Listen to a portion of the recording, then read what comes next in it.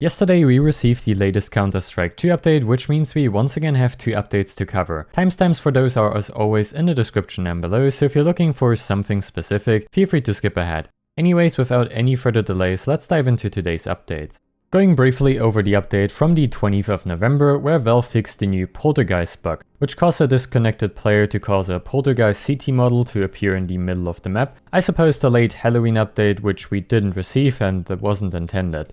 Jokes aside, alongside with this fix, they also addressed an issue with the damage prediction model, which occurred due to view angle changes mid-spray. I'm not entirely sure if this finally addressed the issue where when dropping down from an elevated position, the damage prediction was giving you a false hit sound and effect. However, it's good to see that Valve is slowly improving this particular feature, as it still needs a lot more iterations in its current form. They also made some changes to the user interface, specifically to the ranks. You can see some slight changes after the latest update. Specifically for unranked maps, you now have this question mark as an example. And lastly, for this patch we have the map changes, which we will combine with the latest patch from last night. With yesterday's big update, Valve introduced the Shanghai Major hub, which unfortunately does not introduce any team charms, as many players were hoping Valve would do. Instead, we received once again borderless stickers with some interesting design choices in some cases. Some of the Holos do look quite nice, but overall it's sad to see for many that these are once again borderless.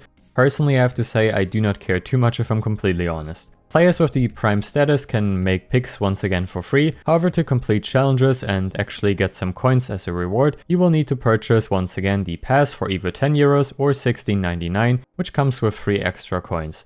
Valve also added a brand new music kit, which is quite interesting to say the least, and this is I assume part of the Major as well in some form, so kind of interesting. Moving on to the gameplay changes, Valve added a new command to keep players from using analog keybinds to move at fractional speeds, which I think refers to the analog features some Hall effect keyboards like the Wooting as an example ship with, but I was unable to make this work in CS2, so there's not really much for me to showcase here. Weapons that are present on the ground will now no longer disappear, which was apparently an issue for some community servers. We also received various improvements to the Annotations feature that was introduced in the last major update, which is very nice to see, as well as various miscellaneous changes, which we will go over now. The most interesting one and also most controversial one being this one, Valve adding the ability to rent weapons from all previous CSGO weapon cases, which has been quite a big topic within the CS community.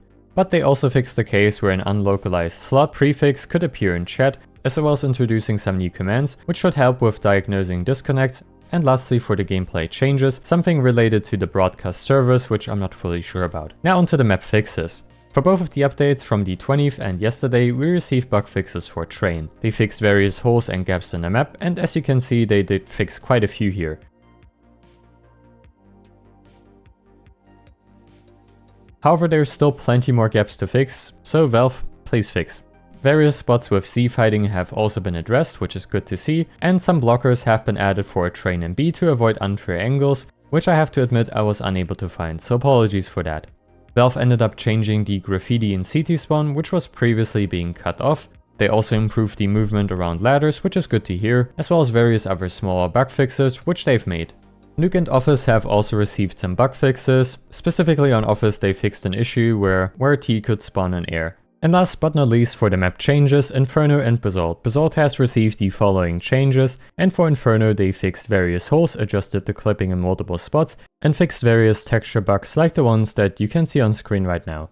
Well, and that already concludes today's video. Thanks for watching, and I will see you of course in the next one.